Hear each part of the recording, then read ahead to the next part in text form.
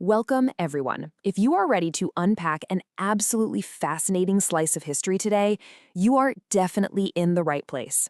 Welcome to This Explainer. Today, we're looking at an empire that was built on absolute fear and the stunning reality of how it completely destroyed itself from the inside out.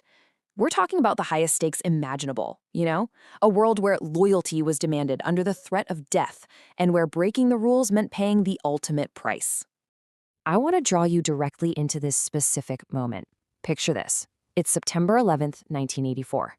Just imagine the sheer tension in this small, simple FBI interrogation room over in Rome. You've got a 56-year-old man named Tommaso Buscetta sitting at a table. There are some papers, a microphone, and that's it. He looks exhausted. He's literally carrying the weight of decades of crime on his shoulders.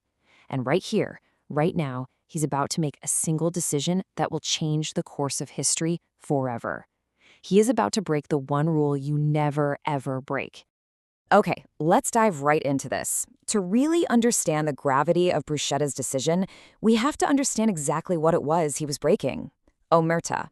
Now, this wasn't just some friendly suggestion. It was the Mafia's absolute golden code of silence. A strict, non-negotiable refusal to cooperate with any authorities under any circumstances whatsoever. Breaking omerta, well, that meant a guaranteed death sentence. And not just for you, but often for anyone you loved. And yet, sitting in that room in Rome, Buscetta decided to speak.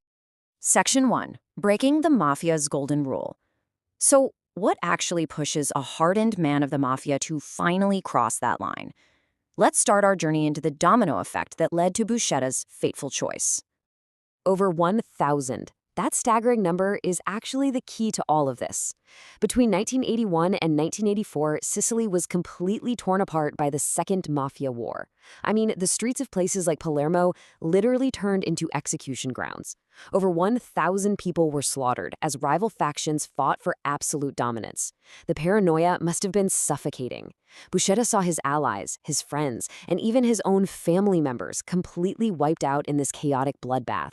The organization that he had pledged his entire life to had descended into pure, unrestrained madness.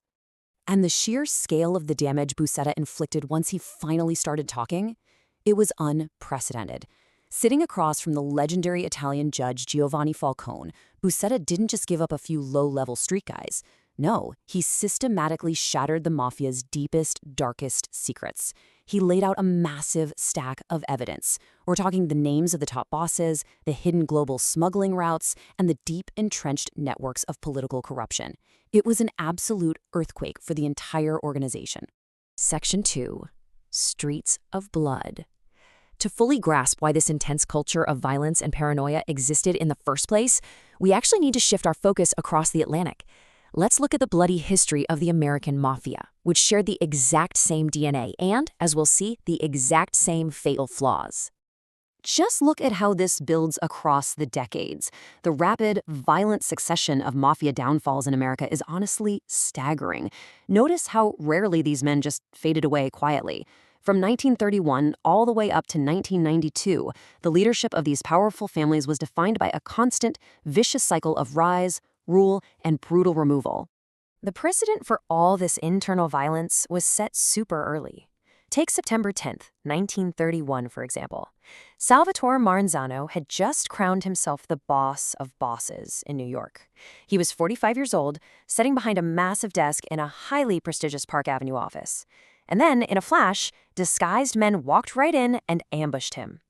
His reign literally lasted only a few months. This established a terrifying historical truth for the Mafia. The greatest threat to a boss wasn't the police, it was the men standing right behind him. Section 3, the quiet dawn and rare ends. Because, not every boss met a violent end, and it creates this fascinating thematic contrast in how different leaders ruled and how they ultimately fell. Consider Carlo Gambino for a second. In October 1976, this 74-year-old boss of one of America's most powerful families actually died peacefully of a heart attack in his own suburban home in New York. His enemies couldn't take him down. In the end, only his own body betrayed him. Now contrast that with Angelo Bruno, who was known as the Gentle Don of Philadelphia. He actively tried to maintain peace and avoid bloodshed. Yet in March 1980, at the age of 69, that illusion of peace was completely shattered. He was assassinated right inside his car, parked just outside his house. A single shotgun blast ended the man who tried to keep the peace, in a world that fundamentally did not know peace. It's a really darkly ironic reality. Section 4, Fall of Bosses in New York. That violent reality inevitably brings our story right back to New York City, setting the stage for the explosive events that would completely unravel the American Mafia empire. Just imagine how fast everything changed. It's the winter evening of December 16th, 1985. Paul Castellano, the 70-year-old boss of the Gambino family, approaches Sparks Steakhouse in Manhattan. He thinks he's safe. He thinks he's basically untouchable. But armed men, who were actually his own men, are waiting in the shadows. In a matter of seconds, his security plan turns into a lethal ambush. He is gunned down right there on the sidewalk. Castellano's illusion of invincibility was completely shattered, proving yet again that the crown of a mob boss was incredibly fragile. Now, the man who orchestrated that hit on Castellano was John Gotti. But jump forward to June 23, 1992, and we see a 51-year-old John Gotti standing in a federal courtroom in New York. He had become way too famous, too flashy, and honestly, too arrogant for his own good. But here's the thing. It wasn't just the FBI's detective work that put him in that courtroom. It was something much, much more devastating. Which brings us to a really crucial question. How exactly does an invincible empire fall? Think about it. When you have an organization that has survived decades of police crackdowns, rival assassinations, and intense public scrutiny, what is the ultimate weapon that finally brings it to its knees? Well, it isn't a rival gang's bullets. It's the lethal power of verbal betrayal. Section 5, The Betrayal That Toppled Empires.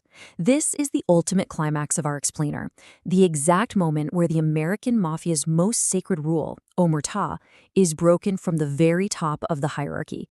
Think back to the incredible parallel with our very first story. Just like Tommaso Buscetta over in Rome, we have another man sitting at a table in a small interrogation room. It is December 11th, 1990. 45-year-old Sammy the Bull Gravano, John Gotti's own underboss, his absolute right-hand man, is sweating under the pressure. He is facing a choice that will change the history of the American Mafia forever, and he decides to flip.